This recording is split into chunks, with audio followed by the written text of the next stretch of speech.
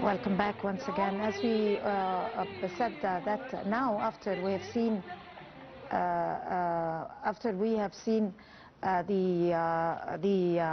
the weather forecast and made it sure that today is going to be okay with the weather.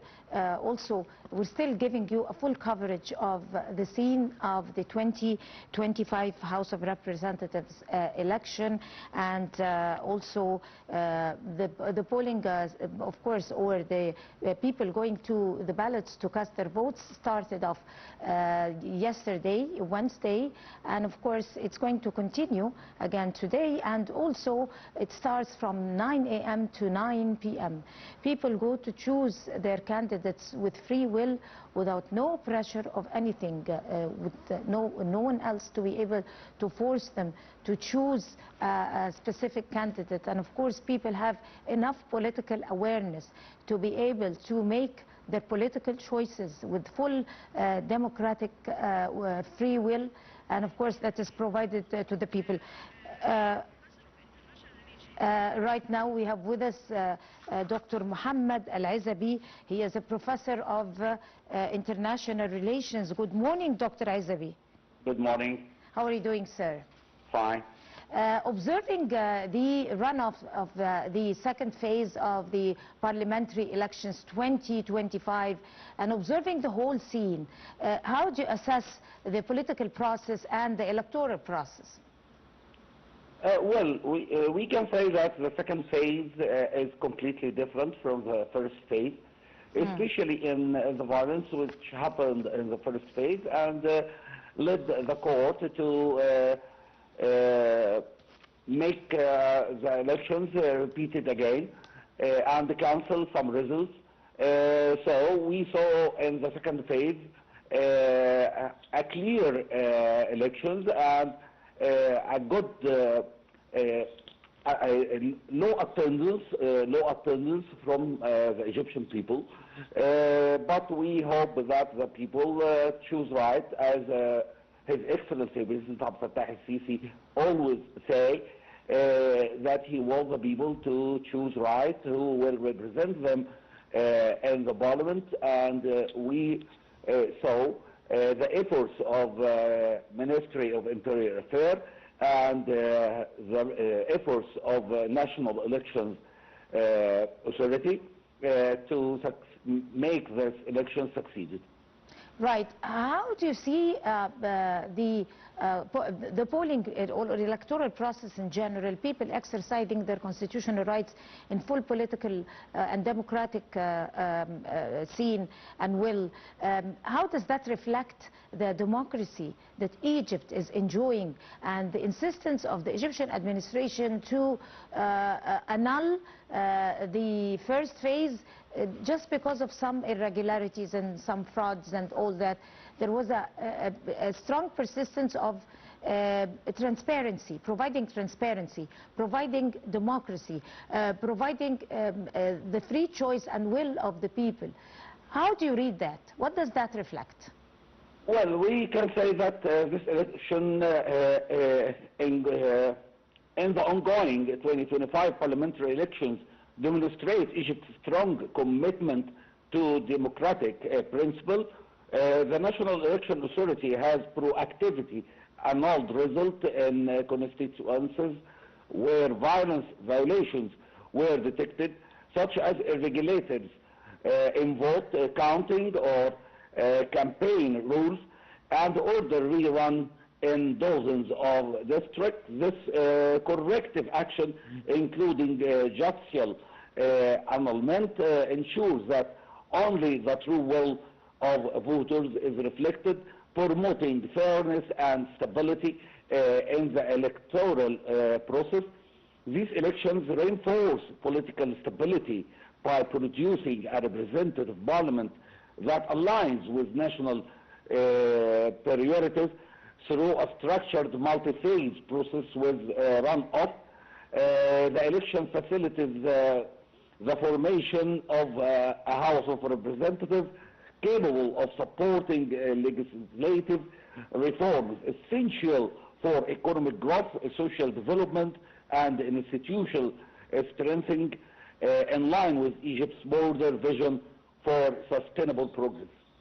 Right, and how do you assess the governmental sectors like the Ministry of Interior, like the Health Ministry, the Ministry of Solidarity, all the collaboration of different ministries all together with civil society providing different services and facilitating the electoral process for the citizens, especially for the people with determination and especially with the elderly. I mean, how did you assess that scene? Was it satisfying for everybody while you were going to exercise your political rights? You probably went to one of the polling stations and you observed the facilities.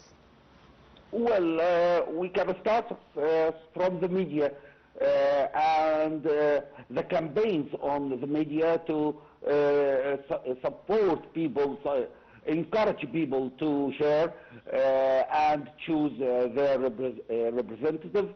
After that, the Ministry of Interior Affairs, which make security, agreed security on the places of elections and how they help the old people to go and vote easily. The judgment on the judgment on who shares in the elections, and try to go to the old people and outside the places to make them vote. Also, many institutions in Egypt participate in these elections and try to make it easy to support people to share and make great facilities for people. We saw vacations for in the government which rerun phase happened to make people share. So all institutions in Egypt try to encourage people to share and make it easy to vote. Also the turnout in every country, or in every electoral process generally, is specified by different factors or elements like the geopolitical, geographic location of each governorate, the cultural background, the population, like we said, the political awareness of the people or the citizens of that government. How do you assess the different sectors, different brackets, like youth, like elderly, like women, like gentlemen going to the polling stations? Exactly, talk to us about the density of the turnout. Who was the most people who went to the polling stations and casted their votes, from your own point of view? Well, to be more frankly, the most people who shares in these elections are women and youth. Especially they have a motivation to share. Always His Excellency President Abdel Fattah al-Sisi encourage women and try to support women in all his speech. So the last elections, the presidential elections, we saw the women share in the last elections happened in Egypt. But about the governors, there are people not have the same awareness about their rights to share. So that's the campaigns which happened by the media try to encourage people to participate in the elections. We saw the media try to explain how to vote, explain how to go to the places of elections, the schools especially. So about the awareness, it's not the same in many governments. Many people don't have the awareness, don't have the social political comprehension to share, to participate in this election. If we need clear elections, if we need a successful election, we must, in my point of view, to change the way of elections. We try to make it electronical, as many countries in Europe. We try, many people, a lot of people in Egypt now have a cell phone and have internet. So if we succeeded to change the way of voting, I think it will be more effective and encourage people to share in the next election. Right. While we are wrapping up with you, Dr. Azaby, what do you expect as a citizen and as a doctor from the upcoming parliament exactly? Well, in my point of view, as a citizen, I expect that we need the next parliament, especially Egypt, around with many dangers in Sudan and Libya and the east borders. So we need a good parliament to support His Excellency President Abdel Fattah el-Sisi decisions who will take in the next years, where we need the parliament to try to raise the income of people, to try to make some laws that be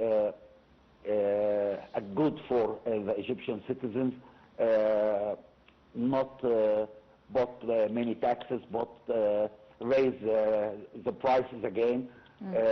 We need a parliament who can face the government if they need to make any law against the people, and or by the other words, but a pressure on the Egyptian people. We need this parliament to try to raise the income of the Egyptian people. Right. At the end of the day, I would like to thank you, Mr. Mohamed Al-Azaby, the international relations expert. Thank you so much for talking to us on Nile TV International. We're going to go to a short break, come to continue our coverage, so stay with us.